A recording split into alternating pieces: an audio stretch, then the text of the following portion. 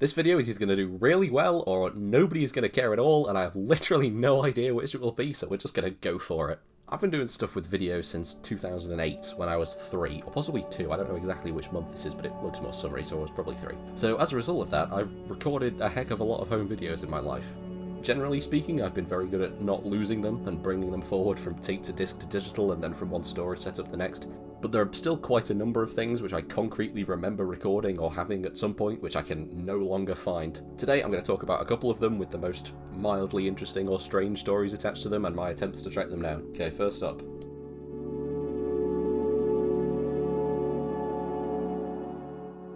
The year was freshly 2012, and our Year 2 class had a trainee teacher in for a few weeks. He had a whole unit of work for us centred around the book Giraffes Can't Dance, and as a part of this he had a handful of toy animals which he would sometimes incorporate into the lessons, like doing a Q&A session with a giraffe hand puppet in character from the book. He would also choose a different student every night to take each of the animals home with them, where they would be encouraged to document the fun that they had with them, taking photos, drawing, writing, whatever. On Friday, January 27th, 2012, I was chosen as the guardian of Mikey the monkey for the weekend, presumably because of my known affinity for the PG Tips monkey. That night, after it took forever to get out of the parking space because there was an abnormal amount of traffic, and getting home and randomly, uncharacteristically doing some maths in Microsoft Word, the document for which I still somehow have, by the way, this weekend is absurdly well documented in all ways besides this video. I recorded some video, which has become something of an infamous inside joke within the family for its subsequent lostness over the years. The video itself consisted of me at my grandparents' house doing various things with the monkey,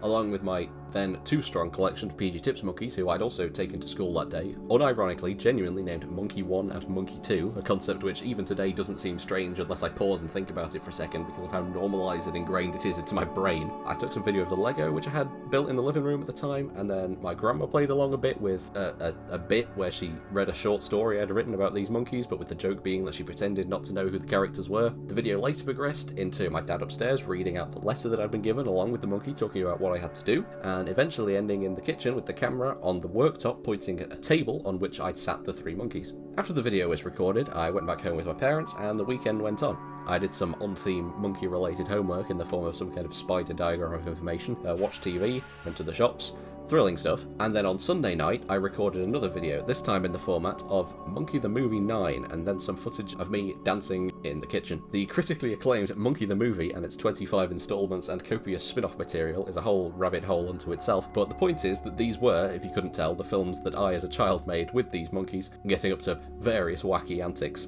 This video I do have, at least, and it was recorded to a different disc, although I did actually lose that disc as well for a time, and this is where the few momentary glimpses of footage from the lost video that I have are from. All of this, as with the vast majority of my pre-2013-ish home video, was shot on mini DV tape and subsequently transferred to a DVD via the camera's composite output into my old reliable 2009 DVD recorder, still going strong. Well, I say still going strong, very brief tangent for a second here. This thing still works, and I still have it plumbed in among all the other stuff at my desk, but it started behaving in what I can only describe as, it's like a spoiled cat. Between 2016 and 2024, 5-ish, I pretty much only ever used verbatim DVD plus RWs with it, those being the most versatile, reliable, and expensive general consumer use option, considering in this time period they were near exclusively used merely as a way to transfer TV or nostalgia kick tape-recorded video directly to computer, so the lower lifespan of RWs was of no consequence. And it's still perfectly fine and functional with those, but the second I try anything less, it throws an absolute fit. It can just about cope with verbatim DVD plus Rs, although it's not happy about it. But when I had the audacity to dare try some HP DVD plus Rs, the entire thing locks up, and it's not just this model or make generally, because it used to work fine with anything, and I have a second identical one for reasons, and that one is perfectly fine with it. My original one is just incredibly pretentious in its old age. Mini DV tape is such that, should the camera be knocked a bit too hard or fall off something, the physical jolt would often momentarily cause the tape passing the right head to lose contact with said right head while the tape continued to advance. The result of this is that a second or so of the video recorded on the tape before the current recording would show, if that makes sense. I mean, I assume that's what happens. I've not actually looked into it, but that seems like the only logical explanation for the fact that knocks to the camera off and cause a second of the previous video to show up. A similar thing happens if the camera loses power while recording. The right head stops writing, but the physically moving tape spin parts maintain a bit of momentum for a second after losing power, so this can also leave a small moment of the previous video not recorded over. The third thing is that, for whatever reason, there's sometimes a few frames delay of varying amount at the start of the tape before the camera actually starts recording, meaning videos often start with a fast-paced momentary slideshow of a few of the videos previously recorded onto it. As a result of these three concepts, we have the following. This, from the opening tape delay, where we can see one of the monkeys in a sliver of that Lego. These two, from a slight jolt of me putting the camera down later on. And most notably, this. Creativity. For me accidentally walking over the camera's power cable and pulling it off the sofa that I'd stood it on. This gives us a direct, clear shot of the letter that I was given, which is in no way helpful, but sure is something, and a contributing factor to the way this weekend is so absurdly well documented in all ways other than this. I forgot about this when I was recording the main audio, but there's also this. I don't know what bit of road this is that we're looking at that's partially paved and partially like block paved. But also this is from right near the end of the tape, and it's possible that the lost video didn't fill the entire tape, so this could be like a little bit of something older and unrelated that's showing through at this point. Now, you may be wondering where these horrific illustrations I've been using are from. While my artistic skills basically haven't advanced from this level since 2012, these aren't new that I've drawn for this video today. They're from this. This is a written-up book version of the weekend's events containing descriptions of the contents of both these videos, the novelization, so to speak. I used to do this sometimes, mainly for the previously mentioned Monkey the Movie series, and I always used to do them at home in the living room, watching a bit of the video, pausing it, writing a bit, rinse and repeat until the end. But wait, that doesn't add up. I know based on the non-lost disc and the other discs from around this time that the lost video was recorded on a W.H. Smith branded DVD+R at my grandparents' house, as we didn't have a DVD recorder at home, and the only way I could have watched the video at home would be for the disc to be finalised, as until that point the disc would remain in the incomplete DVD+VR format, only playable with a recorder, which at home, like I say, we didn't have. But one thing that we know relatively concretely about this disc is that it was never finalised before it was lost. I put the camera here before on a disc that still isn't finalised. Hold on. The fact that I say in that clip that it still isn't finalised, like that's the most noteworthy thing about it, rather than its lostness, either means that it wasn't actually lost at this point yet, or it was, but my organisation was much lower quality at this point, so I just didn't realise that it was lost. But wait, if clips of the missing video show up under Monkey the Movie 9, that means the latter was recorded over the former, so the former would have had to have been recorded onto the disc on the same day, the Friday, as it was initially shot. That's not impossible, it just seems a bit strange that I'd still have the time to do that night, given that I was in the second half of 6 at the time, so we presumably would have gone home relatively early. And also there's no mention of it in the novelization, which I feel like I would have mentioned. I would have just casually been like, oh, then we transferred, put the video on disc, and then went home. Not, not concrete evidence, but something. So maybe we're fighting a losing battle here. Maybe it was just never recorded onto a disc in the first place. Except, remember how I said the second disc was also lost for a period of time? Do you know where it was found? I found it in 2015 in the basket of CDs next to my grandparents' stereo, rather than in the bigger basket where the camera and DVD stuff were stored by the TV. In fact, I can finally use this reference clip I recorded absolutely ages ago in case you ever got around to making this video. Okay, so, for reference, here's the TV, and in that basket down there was where the camera was stored, with blank discs, some of the discs that had been recorded to but I've not taken back to my parents' house, labels, disc pens, that kind of thing. So the camera would have been on the floor there, connected to the DVD recorder. It would have been transferred to DVD there, and logically, if I'd left it around here somewhere, my grandparents would presumably have put it in a sleeve and put it in there, because that was the system. That's where discs always went. So that's this setup, and for reference, through here in the dining room, on here is where the other disc turned up. Don't mind that. That stereo was on there at the time, and it had a little basket next to it, just like that one, with all of those CDs and a couple of cassettes in it. And it was in that basket on there, not that, it was a different basket, but it was that same stuff on there. It was in there, the second, the Sunday disc. And there has been a TV in here before, on here. I'm not sure exactly what the setup was at this point. I'd have to cross-reference other photos from the time to figure it out. The only reason the disc would have ended up in there would be if it had been in here.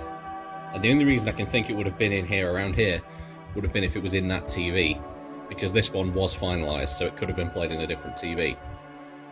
The fact that it was found here isn't that strange. Presumably someone found it lying around nearer the stereo than to the TV, and it was placed with the other CDs without much thought because it's a disc. The strange part is that it was found in the disc sleeve of the other disc, the one that's still missing. Ignore the other label underneath with not recorded on it. These were some reused sleeves previously inhabited by some horrendous Tesco discs which corrupted and infuriatingly got thrown away despite the fact it'd be trivial now to recover them, but that's besides the point as much as it hurts. We would always put each finalised disc in a plastic sleeve and stick a label on it noting what it contained, and the one of those originally done for Monkey the Movie 9 was never lost. Just the disc itself, which somehow ended up in the sleeve for the other disc that's still lost. So this proves beyond any doubt that this video was transferred to disc, somehow, as we never pre-wrote labels, and it also even has a note on it about how much space was left on the disc, which we couldn't have known had the video not been recorded onto it already at the time of writing the label. It also backs up the not finalised theory, and also, wait, what? Songs 29th of January 2012. The only thing that can be is a second copy of the footage of me dancing in the kitchen, so for some inexplicable reason, the chain of events is now: number 1, record Friday video. Number 2, transfer Friday video to disc. Number 3, record Sunday video. Number 4, transfer Sunday video to disc, presumably the following Monday. Number 5, put first disc back in. Number 6, record a second copy of just the ending 10 minutes of the Sunday video onto the first disc alongside the Friday video. Why? I have no fucking idea. The novelisation also has sticky sellotape residue in both the front and back, strongly implying that it at least some point contained both discs with their disc sleeves stuck in. Also proven by, the tape on the found sleeve. I did wonder if the tape on the found sleeve was maybe only put on after I found it again so I could store the sleeve with the book, but I don't think it was. I do have a bit of footage showing it from just after I initially found it in 2015, and although it's incredibly poor quality due to myself at the time desperately clinging to the past and artificially setting a newer camera to a low resolution in an attempt to emulate the classic mini DV camera, I'm fairly confident the tape is already there. If you look at the slight colour shift on the 2015 footage, which could otherwise have potentially been written off as a shadow, compared against the modern photo of the sleeve, you can see it perfectly lined up with where the edge of the sellotape is, so I'm pretty confident that the tape was already there and this was stuck in the novelisation at one point. Out of sheer desperation in later years, I worked out that based on the majority of the W.H. Smith R's that I have containing videos from 2011, the disc was right near the bottom of the spindle, and which video was recorded the soonest after this. That video even features me briefly putting the already finalised Monkey the Movie 9 disc back into the player, and there's another disc or two seen nearby at another point, potentially being our last known sighting of the missing one. We had 6 mini DV tapes for that camera, designated Holiday 1-3 and Thomas 1-3. That's my actual name, by the way, don't worry about why I called myself Aubrey on here. And I even figured out, based on cross-referencing those brief frames at the start of the tapes with videos still on the tapes now, that all of this stuff was shot on Thomas 2. All of this information is truly, completely and utterly useless, but it is nonetheless factual.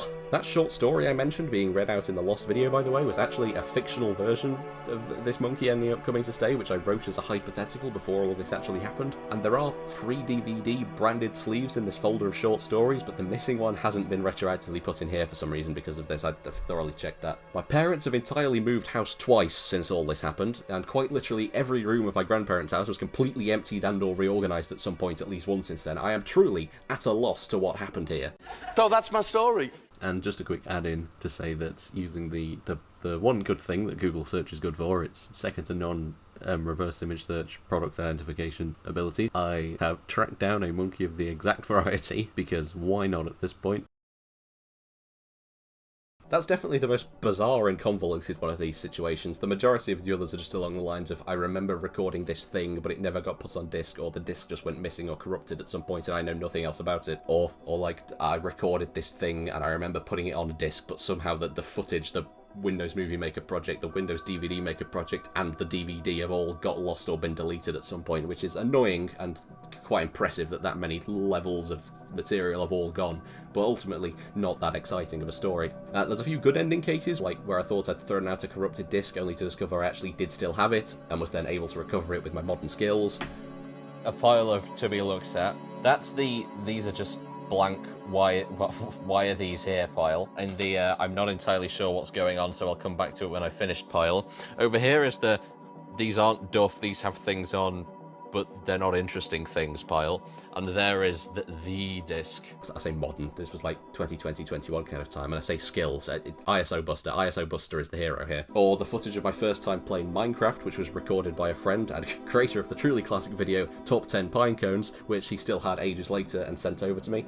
Or a bit of footage of my 7th birthday, which is recoverable from a VOB file on its DVD after past me for some reason deleted it from the menu of the disc with the DVD recorder, and 2020-ish me noticed that the menu started from title 2 instead of 1. 2012. Just thinking, 10 years time, that'll be ages ago.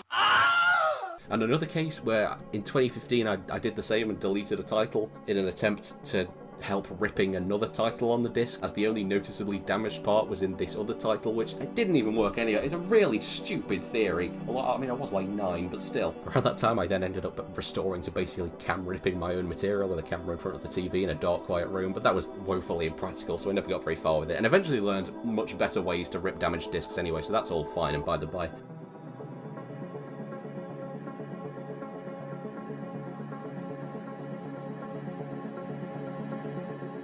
And another case where I remembered in kind of 2020-ish that once in a science lesson that I'd had in year 7, there was someone in there with a camera recording lesson B-roll for what I assumed was some promotional videos. I then managed to find the promotional videos in an unlisted playlist on the school's YouTube channel, or maybe found that while looking for something else and that reminded me of it. That might have been the start. And in one of those videos was a bunch of that B-roll, but then I set out attempting to find the raw footage of that B-roll because I knew there'd be more footage of me existing in a lesson. Thrilling stuff, obviously. I cross-referenced this shot of someone's exercise book with my exercise book from the time that I for some reason still had to find out what date this was recorded on. Not that that was particularly helpful information, but I don't know. And I eventually found this one by becoming employed at the school.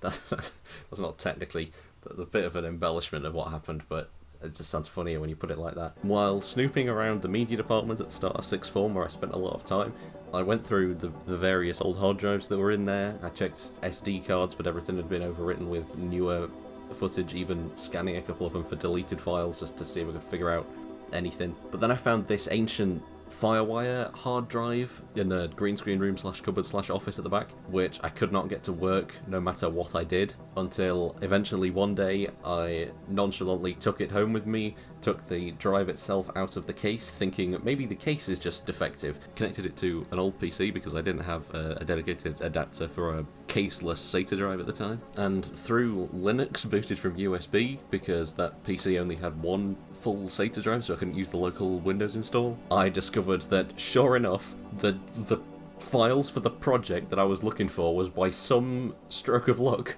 on that drive. Final Cut project files and all, it was all there. I don't know why I was so persistent. I just felt like maybe it is on here. Kind of insane. Like there's a solid chance if the external case hadn't died in some capacity, presumably a little bit of time after that project was made, that it could have just been overwritten and reused for something else completely since then. Like the final edits were all exported and uploaded and everything. There was no real reason to keep all of the old footage if the drive was working. Kind of crazy, I don't know. It could have been anything on there from any point in the school's history of marketing, but no, it was the project that I was looking for. I had a bit of trouble trying to pull the files through Linux, eventually realised that an old external backup drive that we had was detachable, and I could use the base of it as a regular SATA adapter and connect it through macOS, I think. And sure enough, there I am. Great use of time. Good stuff. This is how you should spend sixth form. It was brilliant. And also this is some other footage that I found on one of the other hard drives of English Day. I'm sure you could tell from it's a one person's blindfolded, the other person tries to talk them through an obstacle course type thing. Stop. You got to look into the camera. Right. Which I actually completely forgot was filmed, so it was really a surprise when I stumbled upon this, and I subsequently then became employed by the school as a part-time media technician. Those things are technically not related. I then took the hard drive back, and subsequently, at a clear out about a year and a half later, it was going to be thrown out anyway, so I brought it home again, and I still have it to this day. Where it has since found new life, being a backup for my music library, and now just a blank spare. The only other one of these topics that I thought might be at least mildly interesting to people is this one.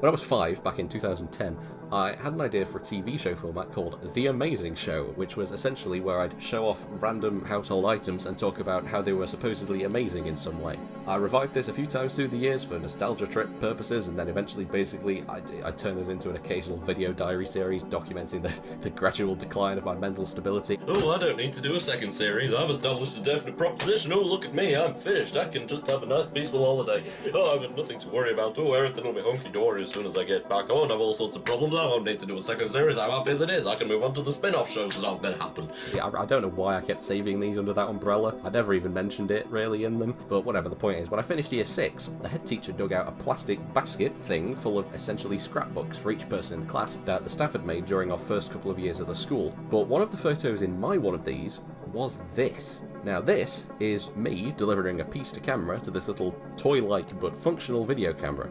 Needless to say, I don't have this footage, but given the time frame, it's entirely possible that I branded this as an episode of The Amazing Show, meaning that technically, there's a lost episode.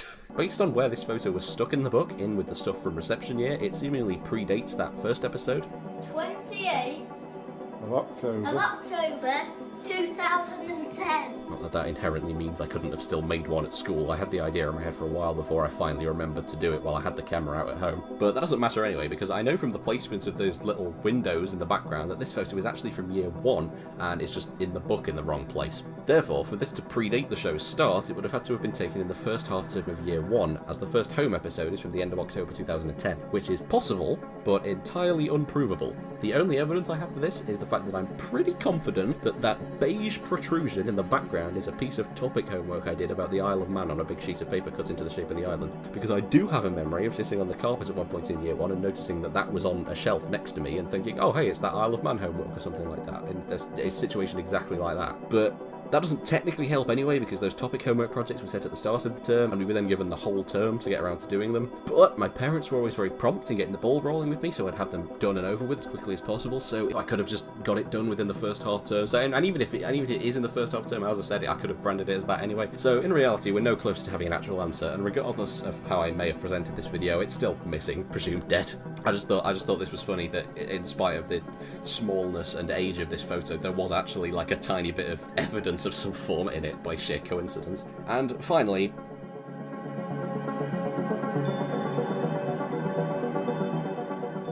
let it be known that I'm not proud of this, but something, own up to your mistakes and all that. My first attempt to record a waffle and rant style video for this YouTube channel is lost. For the uninitiated, I wasn't allowed to use YouTube in my youth for whatever reason, just straight up at all.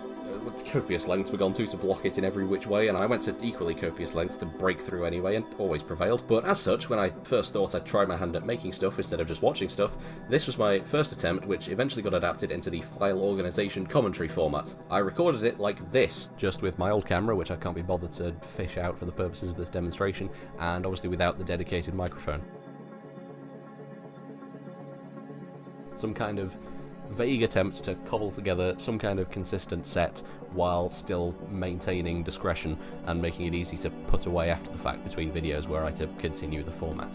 In this format, I recorded about the first 2 to 5 minutes, I think, of what eventually became the first file organizational commentary video, which I think it was just me talking about how I wasn't supposed to be doing it and what exactly I was doing. Just obviously, as it was early 2019, my hair was a lot smaller and my face was a bit more upwards rectangular, I think. Although I was probably wearing something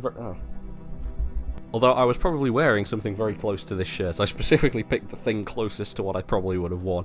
Although admittedly, like, my non-existent fashion sense has been the same since basically 2017, so it wasn't that difficult. I'm also not 100% sure whether I was framed like this or like this. This feels like it makes the most sense, but for some reason in my memory of this footage I was framed like this. I'm in this third, but I think I was in that third. I don't know what that's about, but it was probably this, because this just feels weird. I don't know, this doesn't feel quite right, but I only got, I don't know if I was looking back at the first bit of footage on the camera or before I even got that far. I just kind of looked at it and thought, That's not shit, but just no. And then, not even really knowing where to save the clips, I just deleted them. I know, I'm sorry. I don't know what came over me. It was 2019. I was already very conscious about not losing stuff and finding old stuff at that point. I really don't know why I did it. I definitely can't recover them either because they were recorded to the same SD card that I then subsequently used for all of the videos after that were recorded on that camera. So these clips are long since overwritten and I never moved them off the card at all. So, on that depressing note, thanks for watching. I'll try not to delete this one. Let me know if this was at all interesting or just an absolute snooze fest, because I really don't know. I've no idea if I would find someone else talking about this stuff for them interesting or not. I just might be kind of like, kind of weirdly interesting to look into someone's life or something. I don't know. Not that I really have any other stories worth making into this style of video, so it's not like your feedback will inspire a sequel, but still, you know, nice to know. I think L Supersonic Q did a video like this once, and I cannot remember if it went well or not, but whatever, here goes nothing. This is I believe custom-made canvas that I got for my birthday in 2018, by the way. I have this up on my bedroom wall to this day.